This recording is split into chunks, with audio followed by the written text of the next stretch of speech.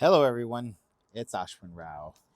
In today's video, we are looking at something very special in this rather unassuming box that comes from Japan and is potentially one of the hardest to source, if not nicest pair of casual summer footwear that you may ever come across. This is not going to give you too many hints, but I wanted to take you through this bit of an unboxing and first look on a Zerrow's Sabot slip-on. Zerrow's, as you all know, one of my absolute favorite makers, heralding from Japan. They are tremendous in terms of the quality, fit, and the finish. Not really sure what this means, but move away from the direction of the arrow is what it says. Pull. The top pull. I don't know what that means, but it's sitting right on the top of this bag here. So we got a little shoe bag for this Zerrow's sandal. I've never seen a sandal bag, but that is very cool. And for those of you who've not seen Zerrow's, they also put a little piece of the leather that you're going to be getting. This is beautiful color. Here it looks brown here, but we're going to see what it looks like on the shoe. Really, really cool. And then here, my friends, the wind even wants us to take a look at this. Look at that. I didn't even do anything. Look at that. The Sabot slip on from Zerrow's. It's been doing this since 2011. This, my friends, is a very Munson-esque asymmetric last, and this is a slipper. One of my favorite designs of all time online that I've seen, but it takes a while to get these. I put in this order this past October, and we are now in July, essentially 9 months later, and the shoes just arrived. Shouldn't really call them shoes, they're slip-ons.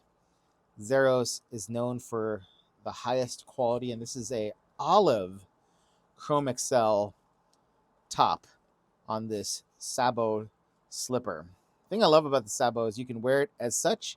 It's got this little rise that helps secure your heel in place. Stitch down construction. You can see the leather folded out. There's the joint right there, offset, which I love. Makes this kind of almost a hole cut in many ways with the stitch right there. Very cool. Here is the securing system. You can attach this to the backside of where your Achilles would be to then essentially turn these into a very secure piece of footwear. And that strap is adjustable, so you can adjust your fit somewhat as well. What a absolute stunner. The thing I love about Zerrow's is, this has a unstructured toe by the way, is that they do an incredible job with their clicking, their styling, and the precision of the work that you see here. This is a style that I've never seen executed to this level of fit and finish, honestly. You can see that there's this little rise up on the medial side of the foot, which corresponds to a little bit of arch support here. And you get this nice leather footbed that's a fully lined footbed. A Vibram foot pad or outsole, I guess. And it is has some grippiness to it, but it's not the most grippy. It reminds me of some of the materials that are finished for shoes like Uggs. If you don't want to do the extra step of securing things, you just pop this bad boy up, and here you go. Talk about a special makeup. You can see the fastener is attached via the entire section of leather here. Mentioned the unstructured toe, the stitch down, the precision of the stitching, very cleanly done. This takes 9 months to get, but this bad boy should be a patina monster. The Chrome Excel is known for a tremendous amount of pull-up, so you can kind of pull up to your heart's desire. And if these are reminiscent of the clicking that are in my engineer boots, these are going to wear really well. Part of that has to do with how Zerrow's fashions their soles. You can see that they have their stitch down, what looks like effectively a welt or a lasting board. Then you see essentially a double leather midsole here. One single all the way at the front, but then it transitions to a double right here. Really cool little taper there. Double all the way through the heel block. So you're getting a little bit more support along the heel in terms of leather underneath your foot. And just a wow. Just an absolute wow. I size these a 9 for a Brannick 10 foot because I had heard that their footwear from a sandal standpoint, you should probably size down a little. They don't have half sizes. This is the other pair, just so you know.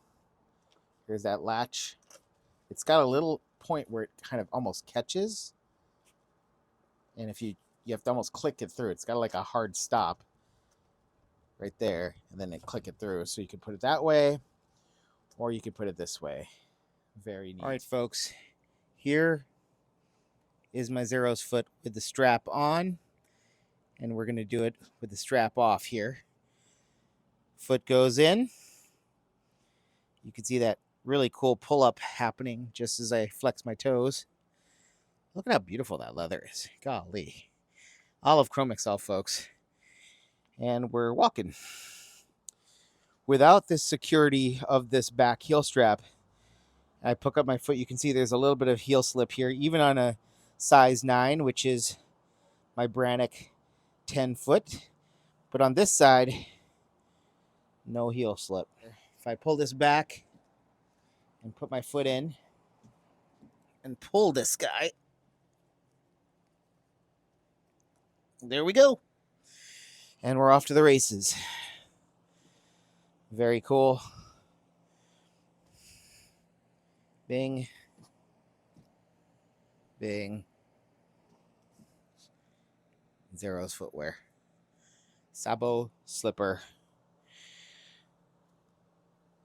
Very impressive, really shapely piece of footwear.